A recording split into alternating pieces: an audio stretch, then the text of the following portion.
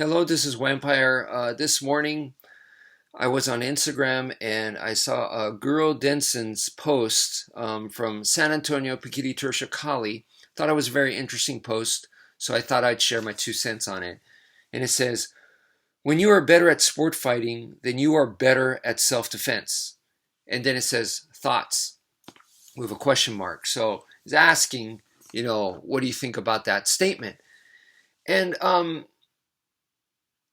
I guess I want to give you guys a simple answer, but it's kind of a complex question because to me it's not black and white simple, right? Um, so for me overall, I'd say yes, absolutely.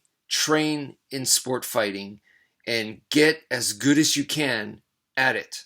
Period. Okay, and that will definitely help you for the street. Now, can I guarantee that? No. Can it mess you up? Yes, there's a possibility that it could actually mess you up too, because you're so used to sport, and then in a very specific street situation, it could actually be used against you, perhaps. All right. So, um, I'd have to say that training in sport fighting is not magic. So there's no guarantees. And just because you do it doesn't automatically make you better at street self-defense. But does it have a huge amount of potential to help you perform better for street self-defense? Absolutely. 100%. 100%. So that's why I say to my students, train in sport as much as you can, right? I say that. Now in sport, usually when people looking at sport and people looking at street, they're looking at the differences, okay? They look at sports stuff and they go, you guys have a referee. There's weight divisions. There's no weapons. They're looking at all the things that make it different from the street. But to me, that's only half the picture.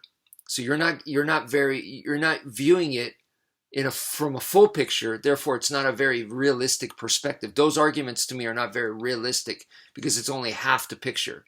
The other half of the picture is, yes, there's differences between street and sport, but there's also a lot of similarities. And if you don't address those similarities, once again, to me, that's half the picture. All right. So the way that I see it, and a lot of people like to argue about, sport or self-defense, and self-defense there's an actual category where they only do self-defense. That's their primary interest, And for me, I view it like this. In the martial arts, there's 3 big categories: traditional, sport, and the self-defense part, which I call tactical. Let's just call it tactical. Modern day, like military, police, urban self-defense. So those are the big 3 that I would put in there. So 1, 2, and 3: sport, traditional, and tactical. Okay. And the way that I view it is self-defense is a combat situation. Okay. The combat can occur in self-defense. And in that situation, in this self-defense situation, those 3 are viewpoints. Okay. So what is sport fighting? What is traditional martial arts? And what is tactical martial arts?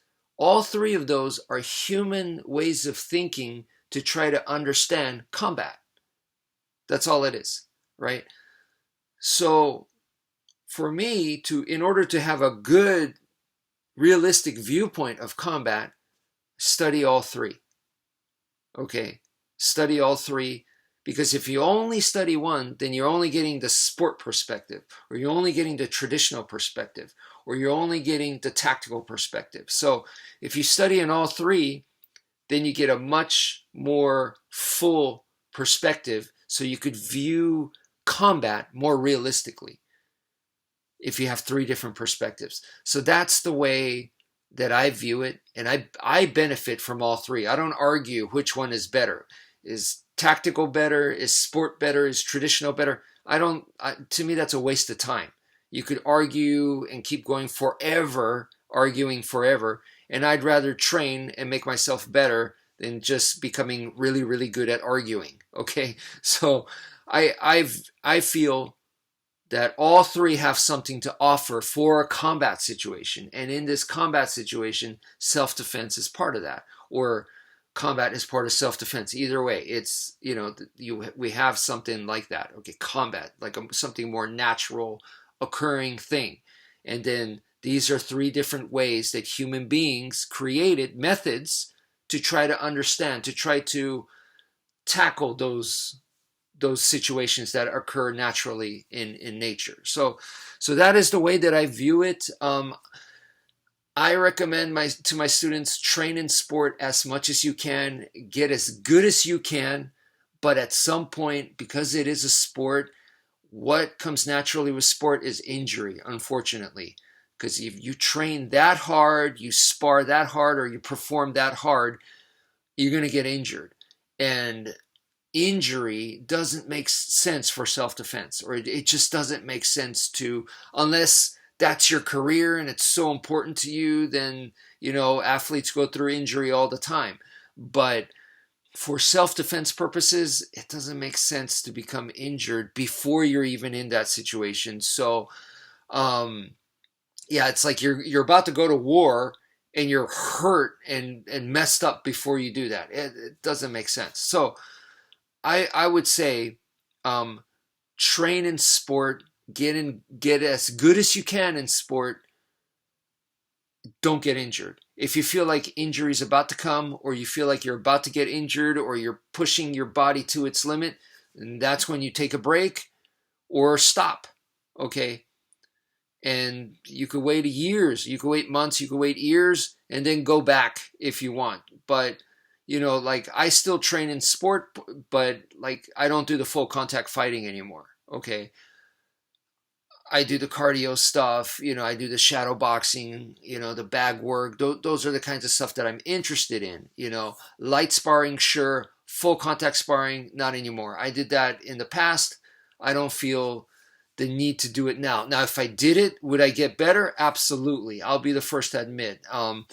Not too long ago, I was invited to a BJJ gym by Sensei Pedro, and I went, and I got to experience that. It's on my YouTube channel, the videos for that.